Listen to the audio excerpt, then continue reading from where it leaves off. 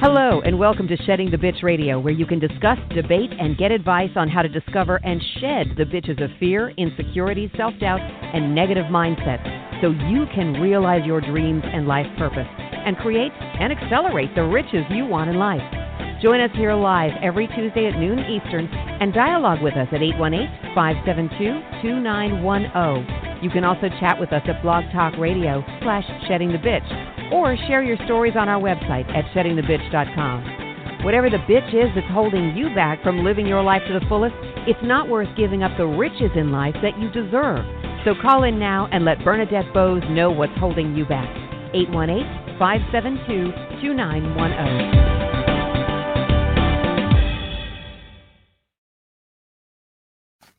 Welcome, everyone, to another episode of Shedding the Bitch Radio. And I'm so excited about today's conversation because not only is our guest very enthralling and has a magnificent backstory, but at the same time, he gets really simple about finding solutions, finding help, and finding ways for you to become positive. And he wants to share those principles that he's learned and he's gained and he uses in his own life in order to then help you in yours. So before we get there, before I introduce our lovely guest for today, I just want to thank, as I do each and every week, I want to thank all of our new viewers and listeners.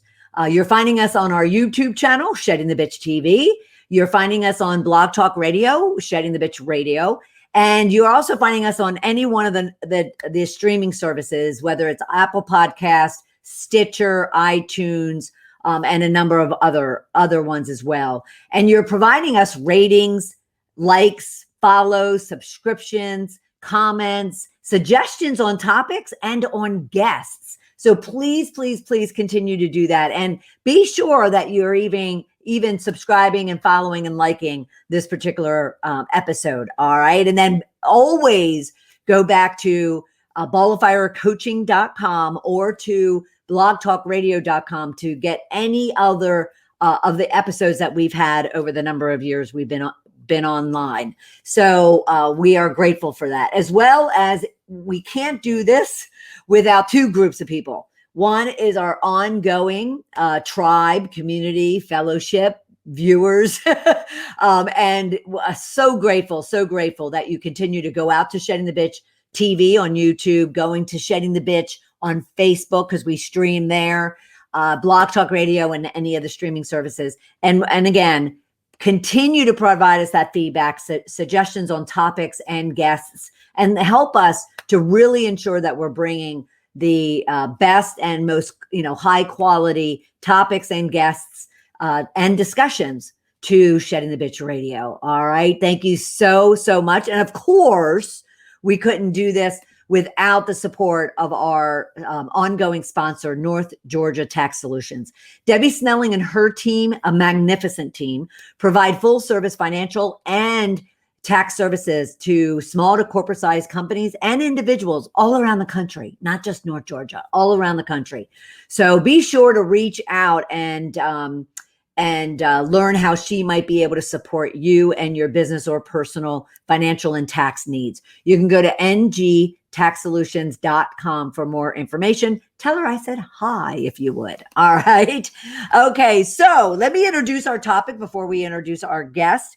We're going to be, again, talking about the 3 principles of finding solutions, asking for help, and also determining how you can find positivity in your day when maybe things aren't going so well. All right. Now, a rich question that I have for you today, and for our guests and for all of those new viewers and listeners, a rich question is something that I ask you to really consider and ground yourself on as we get into a conversation. So you might show up thinking, oh, well, this really doesn't apply to me, when in actuality, it most definitely does. So your rich question today is, how can you improve your willingness and ability to ask for help and find solutions? Because many of us don't. We try to do all these things on our own, and we really don't need to be. You don't need to be. So I want you to be thinking about, how can you be improving asking for help and finding solutions to whatever challenge or opportunity that might be going on in your life. All right. Consider that as we get into this conversation with our guest. And our guest is Maxwell Ivey. He is known around the world as the blind blogger who has transformed himself from a failed carnival owner to respected amusement equipment broker to award-winning self-help author, motivational speaker, online media publicist, and hosts of What's Your Excuse? So I want to welcome and bring in Maxwell. How are you, Max? I'm doing great. How are you doing, Bernadette? I am doing fabulous. So where do you reside? Where are you hanging out today? I live in Conroe, Texas, which is just a little north of Houston. Very cool. Very cool. And what's it like there these days? Well, today it's hot. We'll probably get into the 80s, if not 90s, but we're expecting thunderstorms and a lot of rain. We've been told to expect about 9 out of the next 10 days to have rain. And yes, and we're already well ahead of our spring rain time, or spring, if not annual rain totals. We had 11 inches of rain in May, and we generally get 21 inches of rain for the whole year. And it's not stopping. Oh, wow. Oh, well, prayers to you and your entire community, because seriously, because water can be, can create very dangerous situations. So please, I hope you and everyone through that region stay safe and sound. Well, we appreciate the prayers and the encouragement because this area is generally fairly flat, so it doesn't take much rain to cause street flooding, home flooding. Yeah. Oof. Yeah. Oof. Well, stay safe. We will. Thank you. You're very welcome. All right. So I want to kind of go back and really kind of learn and help our listeners and our viewers learn about your own backstory, about where you come from, and more importantly, because it's a big part of your story as the blind blogger. But what has your experience been? Have you been blind since childhood? Did it happen at a certain point in time? And kind of what has that done, to your approach and your attitude toward life and living? Sure. Well, first, I grew up in a family of carnival owners here in Texas. Wow. Yeah. All I ever wanted to do was to be in the business and be the next generation. I also, from an early age, knew that I was going to lose most, if not all, of my vision to retinitis pigmentosa, or what most people call RP. Okay. So, and I think both of those things kind of went together, because when you grow up in a family that runs a small business, especially one that has so many difficulties and is dependent on, a lot of variables that you have no control over. Sure. I learned from an early age that you're never going to have all the resources, talents, or skills you want to. So you just have to find a way. And the most important thing you do with a carnival or a circus or a rodeo is get open. So no matter what happens during the week, you know that nobody cares what your obstacles were. All they want to know is, can they ride the Ferris wheel and buy a funnel cake on Thursday or Friday night? And if they can't, then you're in trouble. So, you have like I was once told I've taken a graduate level course in creative solution finding. So I bet. Yeah. So, and the other thing is, my vision, it was, I had perfect vision at first. It decreased gradually. I was diagnosed at 5 that I had this, and it continued to go gradually until I entered junior high school. I had a big drop off of vision then, which is fairly common for men with RP. We tend to have a big vision loss during puberty. It stayed constant until I graduated from college, and then it decreased quite a bit again down to what I have now, which is light perception, or what I think of as total blindness, because I think it makes it easier for most people to understand and talk about. Right. But going back to how this affected me, my vision was never the same from one day to the next, 1 month to the next, or a year. So over a few years, I went from being able to read a regular print book in a dark room to having to have more light, to having to have a magnifier, to using larger print books, to using a closed circuit television that would blow up the print and put it on a screen, and then eventually having to go to audio and learning to read Braille. And so all these continual adjustments, they basically taught me you don't have much control over things, so the best you can do is just deal with what you do have control over. And it really taught me flexibility and adaptability and learning to accept the situation as it is and do the best with it that you can at that moment. And of course, whenever you have a setback, or if you have disappointments and failures, the you will learn that your decision that you made at the beginning, is probably not the best thing you could have done. But all we can do is the best we can today. So, right. Right. And I find a lot of people, they get caught in those decisions they wish they could have back kind of situations. And and my vision loss pretty much taught me that I didn't have that luxury. Right.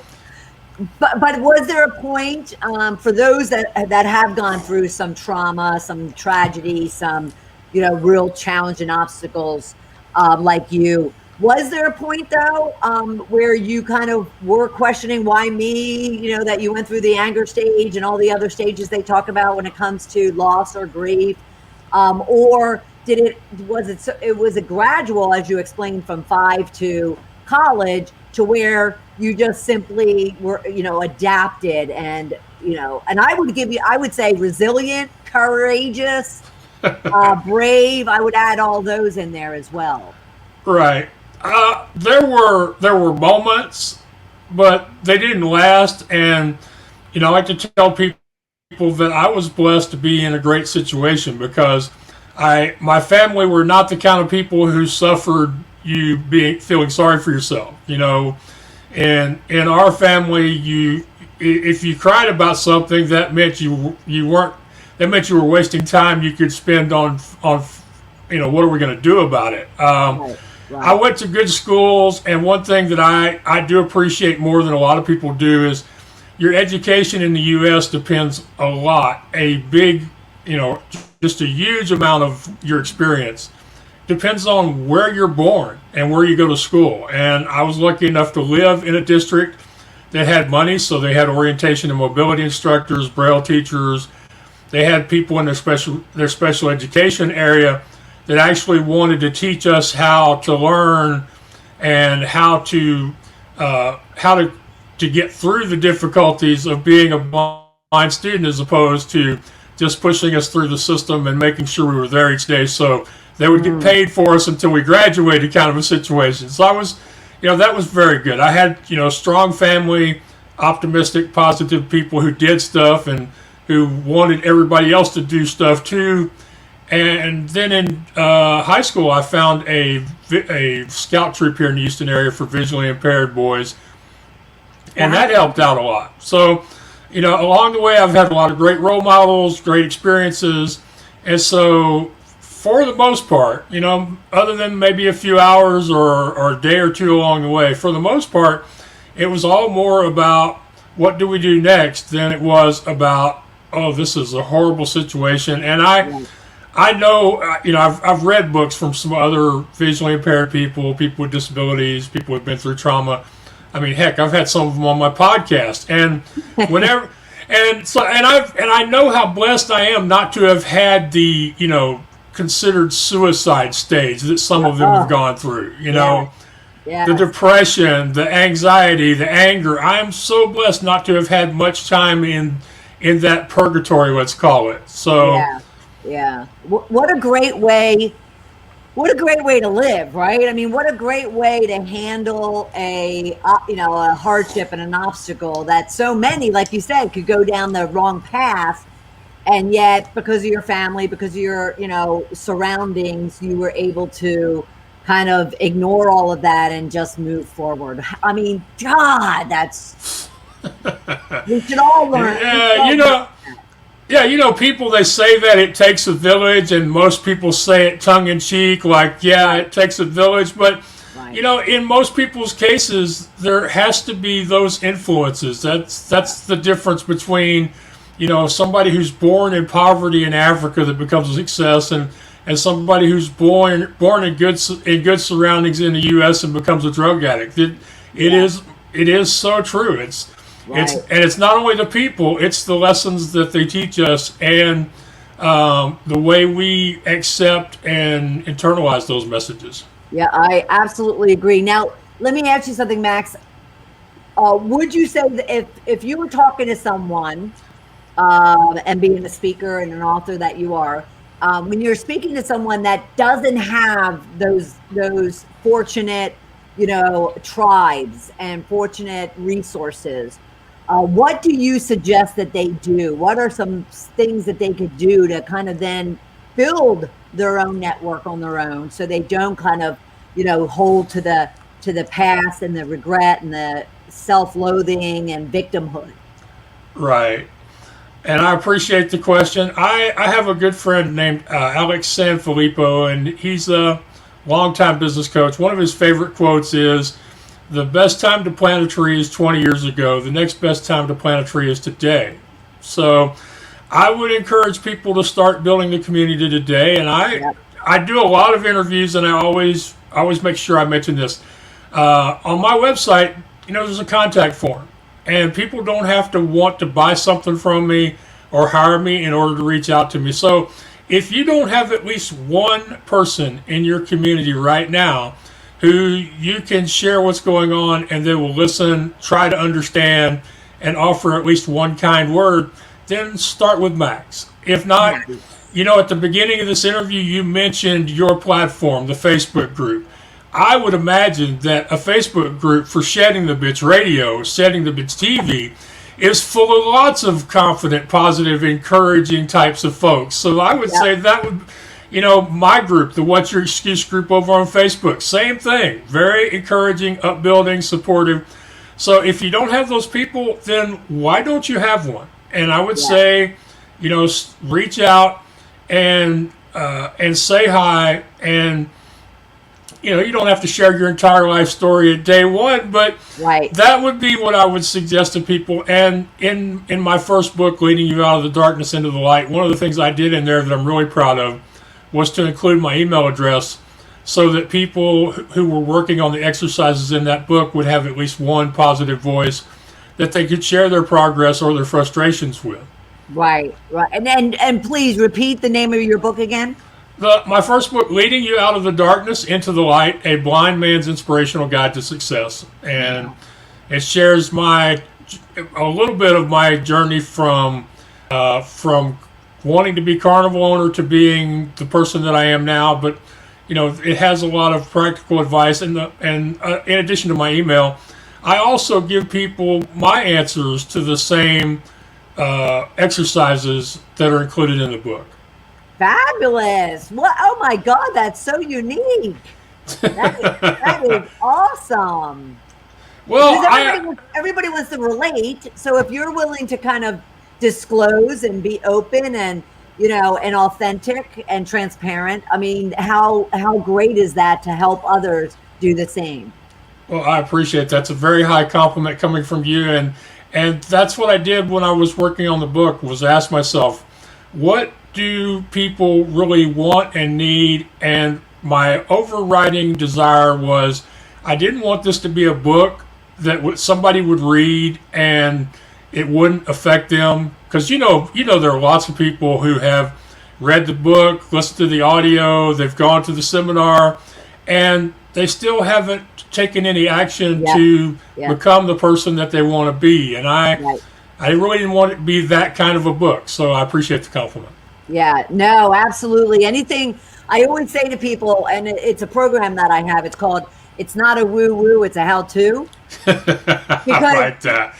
I like that. Yeah, because it's like, yes, it's great to give all this inspiration and all this motivation to people, but unless they put it to work for them, then, it's for naught. And so I love that. I love, and they can get all of your information on your books on theblindblogger.net, correct? Yes. And I just wanted to comment on what you said there about the inspiration without action. It doesn't really accomplish anything. People have often asked me how I feel when others say that I inspire them or I'm an inspiration. And at first it made me mad because I personally didn't see myself as being that kind of a person. And it made me uncomfortable. But eventually I came to this conclusion, which is, if you're going to call me an inspiration, tell me, what did I inspire you to do? Yes. I want to hear at least one concrete action you took because of my inspiring story, because I agree with you. Inspiration without action is meaningless. Right. So true. I love that. Absolutely love that. So everybody, while we're talking, theblindblogger.net, be sure to go out there and check him out. All right. So you're being raised in a carnival family, which is fascinating because I used to love carnivals. Mm-hmm. And I still do. I just don't find any where I am. But and then you kind of switched over to being more of the carnival rides and the equipment and whatnot. So what was that transformation, and how did that influence your life? Well, that happened. That was one of those transformations I didn't plan on, and for a long time didn't enjoy, and even had a little trouble getting past. I had more trouble getting past no longer being a carnival owner than I had dealing with my vision loss. Oh, wow. Oh, yeah. Because I didn't just... See, here's what happened. In 2003, my dad passed away to lung cancer. So in one short, day, I lost my father, my best friend, my business partner, the most encouraging and uplifting, upbeat people that I've ever known. And so for a couple years, we were able to keep the carnival going. And then we weren't able to pay our insurance, so we had to go into business with my uncle's carnival. Now, my uncle and his family had competed with my family bitterly over the years for bookings, to the point of if we could tell the stories, it could be a soap opera kind of a situation. And so it was like, hey, if we're going to lose, why do we have to lose to them? I mean, there's other carnivals in the country. Why these people? So yeah. So then that, exacerbated my just discontent with my life, how things weren't going where I wanted them to go. And I was never healthy, so I started putting on more weight. And eventually I had a health emergency. A doctor in Victoria, Texas told me that if I didn't change my life, I would probably not be around much longer. And he said, I'm not talking years, I'm talking months. So, oh, wow. Yeah, so I went home and I saw a primary care doctor. They put me on about 7 different medicines and told me I needed to get healthier. And I started exercising. I improved my diet a little bit. And she diagnosed me as having sleep apnea. And once we treated the sleep apnea with a CPAP machine where I was getting quality sleep and quality rest again, that basically lifted the veil. It was like the passion, the curiosity is like the person I was 20 years ago was back. And I'm like, okay, I'm no longer a carnival owner. What do I do about it? And what do I know? And at that point, I thought, well, the only thing I know how to do is to help other people sell used rides, which is what I did. And I started this website, midwaymarketplace.com, in September of 2007. And I had no clue about having an online business. It was like sometimes every day or several times a day, I'd be having to learn new things. Starting from filing for a domain name and creating the website. And yeah. At that time, there was no WordPress, Wi-Fi, or Facebook. So the only way for me to create a website at that time is I had to learn how to code HTML. Oh, jeez. And I did that for 5 years, and we estimate I coded over 2 million lines of code because... Oh, wow. Yeah, because I didn't just have the website with the equipment that was for sale. I had links to all sorts of businesses around the world that people would have need of if they were in the amusement industry, from party hire companies to the people who supply the T-shirt printing to the ticket sales, you know. And so the website was huge. I also had to learn how to recruit clients and figure out what to charge them and get them to sign up to my email list or return my phone call. So there were so many things I had to learn. And people said, you know, Max, we're really inspired by how you continue to take on difficult challenges. This would have been after Facebook came along, and I started, you know, building a following over there. And they said, we would really like to hear more of what it's like to be a blind person, especially to be an entrepreneur who happens to be blind. Right. And, you know, and eventually that's when I started theblindblogger.net. Ah. Yeah. Now, I fought that whole idea for 2 years. I have a really close friend. We talked about community earlier. Her name is Adrienne Smith, and I call her my blogging mama. Because she taught me everything I know about blog commenting, relationship building, relationship marketing, online relationship marketing, and really helped me, you know, get my feet under me as far as building the Midway Marketplace. And then again, once I started the Blind Blogger. And in fact, the first post on the blindblogger.net is, I think I'm ready to be an inspiration. So it was really good. We finally got to that point from owning a carnival to losing a carnival to selling carnival rides to now, you know, sharing my experiences, both past and present, and the lessons that I've learned from, you know, all these years of experience of hard knocks, as they would say, in hopes of helping other people not have to go through some of the things I've gone through to get to this point in their lives. Right. Well, and I think the biggest lesson that I'm taking away from this too, that's kind of keeps screaming in my ear as you share your story, is those who are, you know, I don't know what the term is, fully capable, you know. We could go with that. Yeah, I mean, they have no excuse. They have no excuse for doing what they need to do and go after what it is that they want, when there's others who, you know, who aren't fully capable, and yet they do it. And they not only do it, but they achieve it. Oh, fascinating. I laughed the first time because of the way you said it. I laughed the second time because that's exactly the argument my blogging mama Adrienne had to make with me for 2 years before I finally started this whole thing. Yeah. Well, you're like the perfect person to not only your story, but also your nature and your, you know, just the vibe, you know, people probably get from you. At least I am. That you have so much to share as far as just not only overcoming. That's, I mean, like you said, you know, that's not something you focus on. You just focus on finding solutions, finding help, and staying positive, and recognizing that, you know, all those things are going to help you get where you want to go. And that's such a beautiful thing. That is such a beautiful thing. Now, when it comes to the blogging, what really kind of motivates you? What inspires you? What kind of, you know, especially after the 2 years that Andrea was beating it into you to do it, what have you gotten from it, let alone given, but what have you gotten from it, and how has that kind of propelled, you know, what it is that you're going after in life? I've gotten the occasional times when people allow you to see the effect they've had on them. Now, you're as a fellow show host, you know this, but as well as, if not better than I do, we have an effect on so many more people than we hear from. Oh, you know, very few people will find the freedom to leave a comment on your social media page or your blog page or send you an email. That's just the way it is. And some people, they go off and they do amazing things and you never hear about it. But there have been those few times where I've gotten to see other people's progress.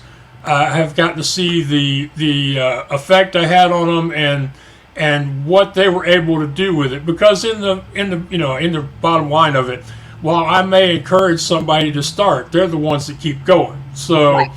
To have those small parts and some big stories is amazing. And then, what I get from it personally is that, when I was in junior high school and high school, I loved to write. I loved to tell stories. And when you grow up in the family that I did, storytelling is an art. It's also a defense mechanism, because if there's nobody showing up to an event, or if you're getting rained out, then people will gather under somebody's game booth or at the back of the cotton candy stand, and they'll tell stories. So the writing and the blogging, it brings back my love of writing and storytelling, and I appreciate somebody else's story much better, even better than my own. So that's something I definitely get out of blogging, even with the technical problems of actually creating the blog and sharing the blog and keeping up with all the updates to websites and search engine optim and all that junk that none of us like. So right. But when you hear somebody leave a comment that along what you said earlier, because many people have said it, when you see somebody leave a comment that say, hey, after reading this, I'm like, if Max can do it, then what's my excuse? And those are very wonderful and very valuable and very precious. And so that's fascinating. That's awesome. That's so awesome, because obviously we're all wanting to spread our knowledge and our experiences, lessons learned, best practices, our story. And yes, we don't necessarily need to hear or see, how those things are impacting. But at the same time, we all want validation, right? Yes, which is why I have seen bloggers and podcasters get more upset by lack of comments than they have by lack of traffic. Right. Yeah, I've been doing my show for a long time, and you would think I would have thousands, hundreds of thousands of comments and likes and whatnot, and I don't take it personally. No, but I even have a standing offer that if people will go and leave an honest review on my podcast, that I will give them a shout out on my 3 top social media networks, and they still don't, go do it. So it's a process. You have to do this for yourself. You have to have a desire to tell your story. And one thing I've been very happy because of the pandemic that I don't have to say this as much as I used to, which is, don't wait until you feel your story is good enough to start telling it. Awesome. I love that. I love that. Thankfully, because of COVID, a lot of people have started sharing their stories, basically because they didn't know what else to do with themselves. So I'm very happy for that aspect of COVID, even if it is balanced out with all the suffering and financial issues and sickness and death. But so many people have started sculpting, writing, painting, dancing, soup kitchens, cookie businesses, all that stuff. It all comes back to storytelling, because that's how you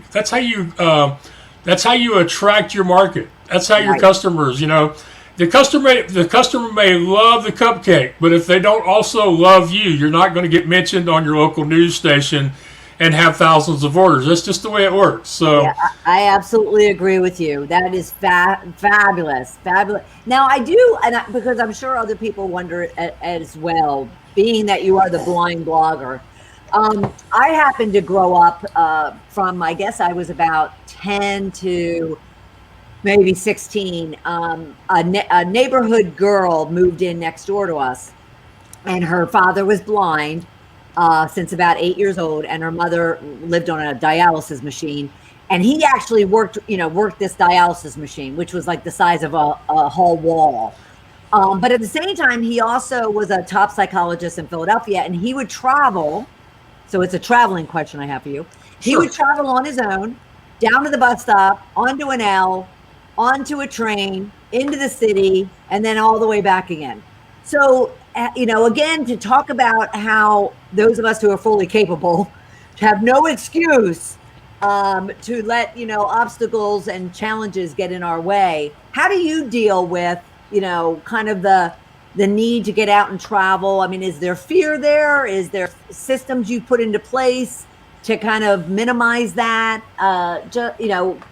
What does your day look like in that regard? Right. Well, here in Houston, and also since COVID, I don't travel much at home. When I travel, I'm generally headed to some other city or state, mainly because we just don't have much in the way of mass transit that reaches out to my part of the city.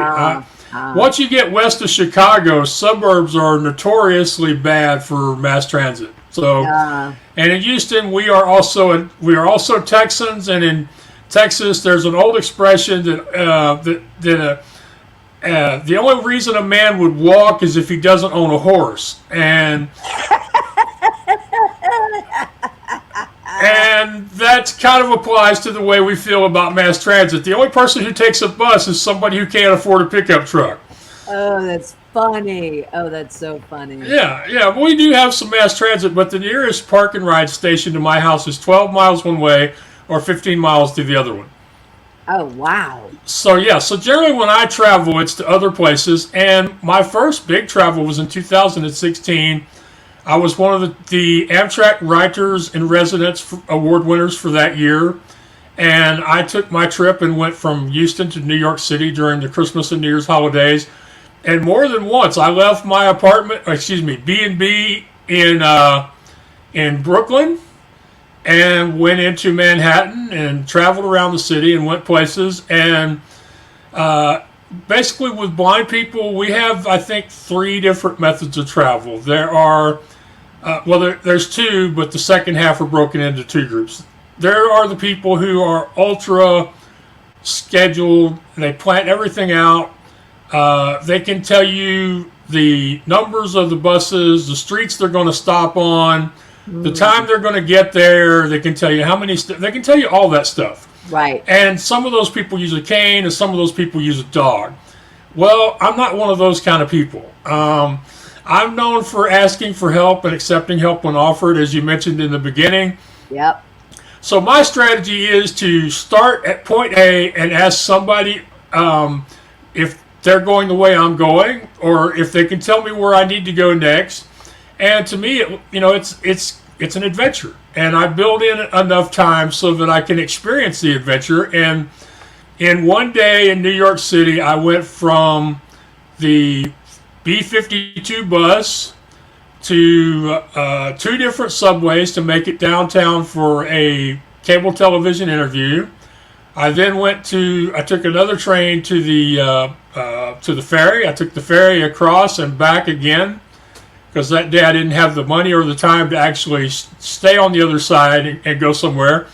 I took a bus back to the street nearest the apartment I was staying in, and then, a nice African-American woman led me the rest of the way. So I like to say that I went all over New York City for 2 weeks, going from one person's shoulder to the next person's shoulder. That's my approach, and it's trusting. And a lot of people from the New York area are sitting in their homes now, cringing, going, "Yeah, he's nuts. There's no way that would work. He's going to get killed eventually."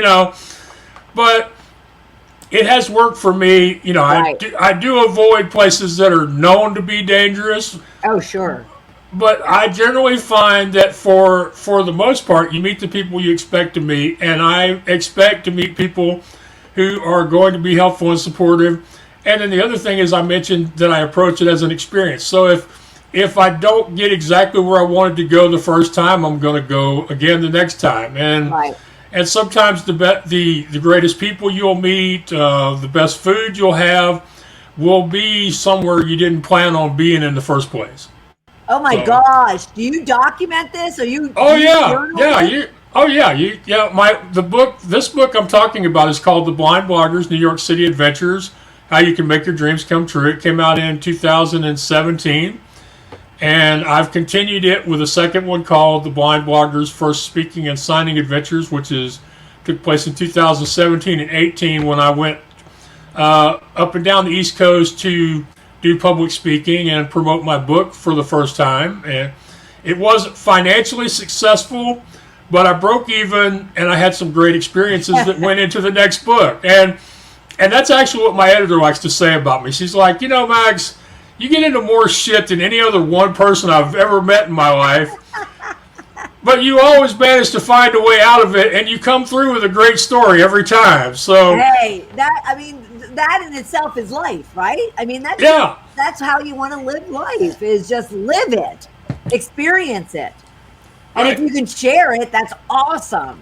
That's awesome. And through the wonders of self-publishing, social media, anybody that wants to share their experiences can. I mean, it only costs me money because I'm blind, and I know that if I put a book up that isn't visually appealing, people aren't going to read it or be affected by it. So I have to pay an editor. I have to pay somebody to do the cover art and some of these other things. Yeah. But the people that are watching us right now, listening to us, if they have stories, they should be telling them.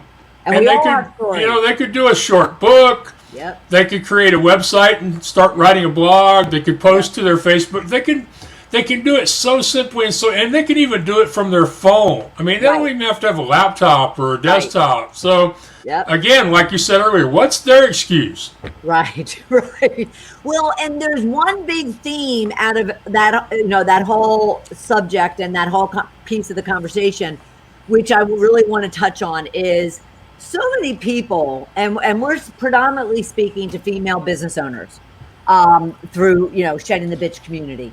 So many of them have a hard time with pride, with insecurity, to ask for help. And so, what would you suggest that they do to kind of let go of that crap? And we call them bitches here in my world, is those insecurities and fears and doubts and negativities and pride. But what would you suggest they do to kind of, break the walls down and simply ask for help when they need it? Okay. First, men struggle with this even worse than women do. Yeah. The cliche of a husband arguing with his wife over the refusal to ask for directions on a road trip, it's a cliche for a reason. Just like myths always have some truth in them, cliches are the same way. So this is one of the things I'm really starting to understand, that this is a big problem, especially in the business community. And my coach is like, Max, you really need to be leaning into this and making it your number one message as a public speaker. So here's the most important thing. It's not something you're going to change overnight. You have to realize, knowing that I was going to lose my vision, my family, teachers, and others around me from an early age, they always drummed into me two things. One, look in the direction of the person you're speaking to, even if you can't see them.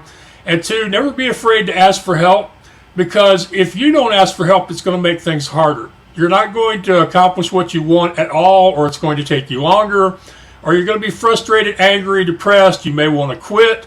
So many of these negative things that can cause you to be unsuccessful all come back to trying to do it all by yourself. So think about the joy.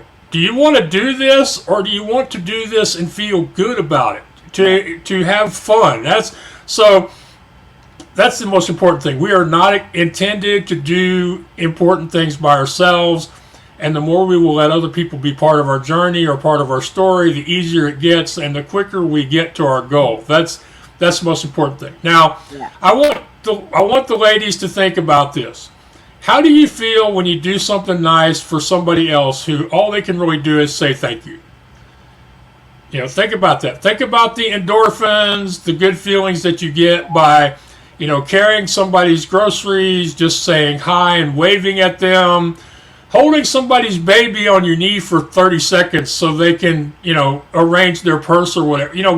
These little things we do. I found out a couple years ago during an especially hot summer that I got a lot of great satisfaction out of just refilling the ice trays. And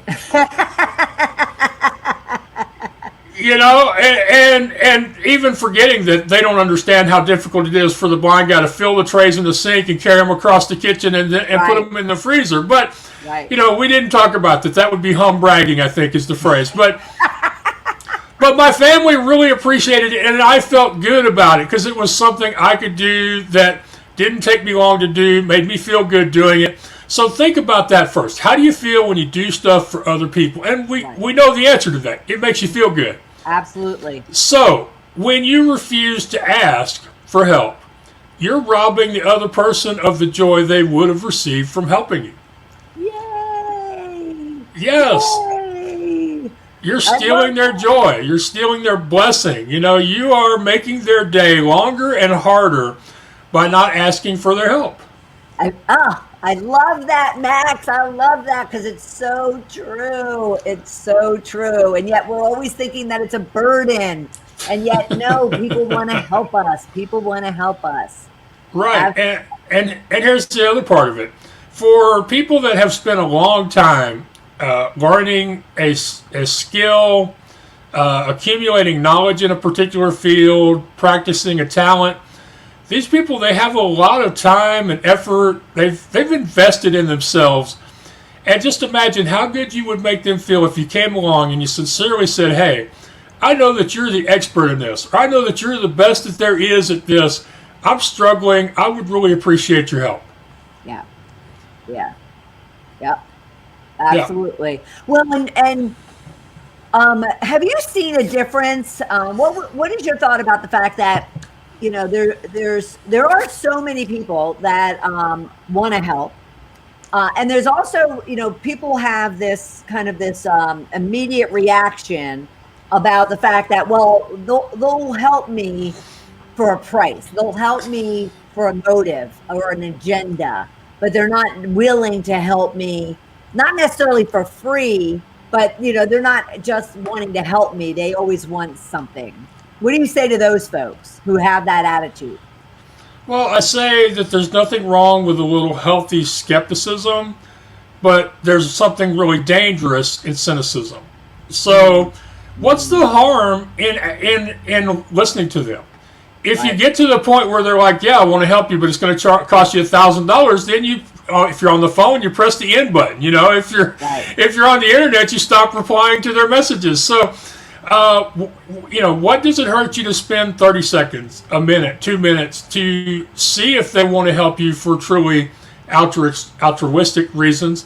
Right. And, you know, most of the people that I deal with, they started off doing something small for me that there really was no reason for them to charge for. Or they were people who naturally wanted to be helpful. I mean, one of my favorite experiences was with my editor, Lorraine Regularly at wordingwell.com. And I hope it's okay to mention her because one is part of my gratitude, and two, if it weren't for her, my books either wouldn't have gotten published, or if they had, they would have taken a lot longer and not been as good. So sure, absolutely. I like to make sure I get her name out there. She reached out to me and she said, you know, Max, I can see that you're having a problem with your blog because your images are showing up in the middle of your posts. And people, if they see that, they're not going to stay around and read what you have to say. They're going to go onto somebody else's site. And she said, would you like it if I would help you fix this? So we got on Skype at the time and we figured it out, and we changed a couple settings in WordPress, and it went away, and it never come back, thank goodness. So a few months later, when I was looking for somebody to help with the publishing of my book, it was just natural to go back to her. And a lot of people do business that way. They do small things for people without thinking of. For example, I often introduce total strangers, people that I've met online that I feel like they have a good story. I will introduce them to a podcast host because I know that they would be a great interview, and I'm trying to help the show host. And you know, and I have no, you know, I'm not trying to get their business. I don't need them to hire me. It's just I've found that one of the best things I can do for myself is to help the show hosts. Yes. So I do that occasionally. So that's nice. So that would be what I would say. Nice. If somebody replies and they're willing to help, talk to them until you find out if they're wanting you to pay. Now, here's something that I have also experienced is that when I have asked people for help, or when people have come along and offered to help me, quite often they have done things for free, or they've done them for less than what they usually would charge for them, or they've given me installments when they don't usually do installments, or they've allowed me to perform services for them that they're not good at in exchange for what they could do for me. So listen, have the conversation. And of course, a good place to start is if their first reply is, hey, I want to do this for you, or hey, go to my website, or hey, I have this service, then you automatically know that you can go on to the next person. Right. It's true. It's very true. It's very true. Well, share with us, speaking of complimentary support and help, share with us information in regards to your free publicity course that you have on your website at theblindblogger.net/rockstar. What's that about? Right. Well, it is a free, almost 4-hour course on how to use podcasts, radio shows, and other online media to share your story, reach new audiences, and to grow your brand. So I talk about everything from why you would want to be doing these interviews, including the emotional value, not just the professional value, to how to find shows, what types of pitches are successful, promoting your interviews, facing the fear of going on the microphone, and so many things that people worry about when really they should just, press record and have a conversation, because that's all this is two people sitting down and having a conversation. And oh, by the way, a few thousand or a few million people may be watching or listening to it. So it's still me talking to Bernadette. Yeah. And I appreciate you mentioning the course. It is a free course if they go to the website through that link. But I wanted to go back to just one other point on the whole asking for help thing, and that comes down to when people offer to help us, but we don't think that we asked for their help, and that is even worse than asking, because you started off by talking about pride and ego. Well, when somebody comes along and offers to help you, and you don't honestly remember asking them, the ego just goes into overdrive. It's like, who the heck do you think you are? I don't need your help. I'm doing perfectly fine now. Why don't you take yourself on and go help somebody who really needs your help? That's what happens in that situation. Would you agree? Have I got it correct? Yeah. No, it's and I'm thinking, Max, I play pickleball. I don't know if you know what pickleball is. I've heard of it, but I don't know what it is. Yeah. So it's a court tennis, badminton, cross between type of sport. And people do that all the time. And I have to say, I've been guilty of it myself. It's kind of like, I didn't ask for your coaching, on whether or not I'm doing the right shot or playing correctly, type of thing. And then I found myself guilty of it as well. So here's a couple things I want people to remember when this happens, because it is going to happen. Is first, remember, it took that person more courage to offer to help you than it would have taken you to ask them. Yeah. So if you're not interested, please be polite and gentle about it, because they really had to summon up a lot of courage to reach out to somebody and offer to help them. Yeah. The second part of this is we ask all the time without realizing we're asking, and sometimes we ask and we don't think anybody is hearing us. So in that, I include prayer and meditation. Those people who use the law of attraction and a vision board. Yep. But also people, sending emails or making phone calls. But then one last group. There are people in this world who are very intuitive. They listen really hard. They read very attentively. And they may notice that you're struggling with something, even if you don't think you were saying it out loud. They just happen to read between the lines, to borrow the old expression when everything was on lined paper. Right. And they understand you. They get you. They see that you have a problem, and they think, well, I can solve this. I know the answer to that question.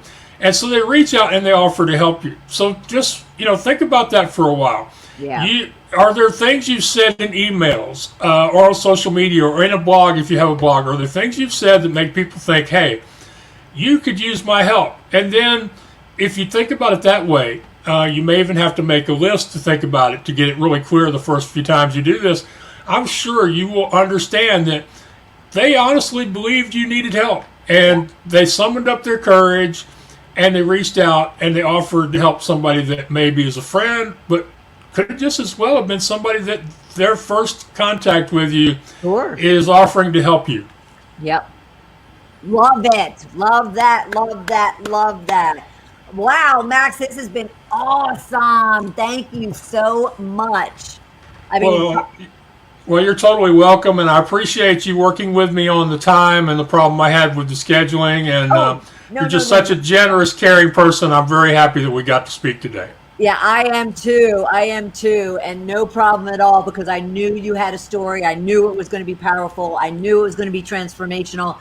And if you take his tips, everyone, you can change your outlook on asking for help, on being positive, and finding solutions to even the simplest or most difficult challenge, obstacle, or question. So please reach out to him at theblindblogger.net. Take advantage of his free publicity course, especially, you entrepreneurs out there. We're always looking for ways to kind of, up level our visibility and our brand awareness. So take a look at that as well. And then also, please take a look into his books. Obviously, he's got great stories and great lessons and best practices and tips to share with you, so you too can have a much, richer and fulfilled life. I so appreciate it, Max, for being part of the program.